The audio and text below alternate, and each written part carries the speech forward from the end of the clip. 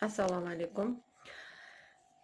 Men shu kavrak o'simligini eshitgandim. Kavrak juda ham yaxshi foyda berishini eshitgandim, lekin buni tabletka sifatida ishlab chiqarilishini bilmagandim. Yaqinda buni internetdan ko'rib qoldim, Telegram kanalidan. Juda ham xursand bo'ldim kavrakni tabletkasi borligidan, chunki o'tini olib o'zini ichish, iste'mol qilish juda ham qiyin. U achchig'ida hidi yomonroq. O'shaning uchun tabletkasi bo'lsa edi, shuni olardim, jon deb olardim deb niyat qilib yurardim. Har doim qidirib, aptekalarda yo'q, so'rardim, yo'q. Lekin buni hozir tabletkasi chiqqanini reklamasini ko'rib, juda ham xursand bo'ldim. Hozir olganimga 1 hafta bo'ldi. Lekin effekt yaxshi. Men qo'llarimda shish bor edi, barmoqlarimda, oyoqlarimda, tirsaklarimda og'riqlar, tizzamda namozda o'tirishga qiynalardim.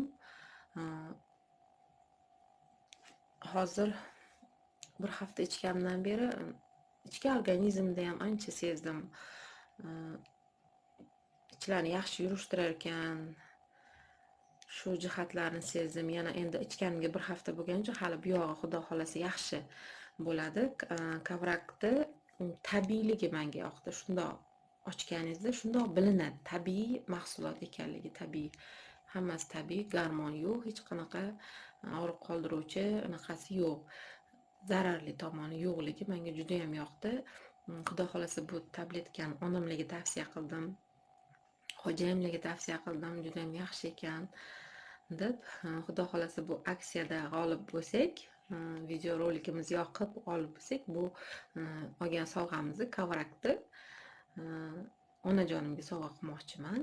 Onajonim ham chunki polartiretlari bor. Ular ham qiynalib yuradilar, lecheniya qilib, oddiy anaqalardan lecheniya qiladilar, 1-2 oyda yuradilar, yana qaytib yana lecheniya qiladilar. Shuni men tabiiy yo'l bilan davolang deb tavsiya qildim. Kavrak yaxshi ekan, men topdim kavrakni deb. O'shaning sizlarga ham tavsiya qilaman. Juda ham yaxshi dori ekan. Tabiiylik eng muhim, menga tabiiyligi yoqdi. E'tiborlaringiz uchun rahmat.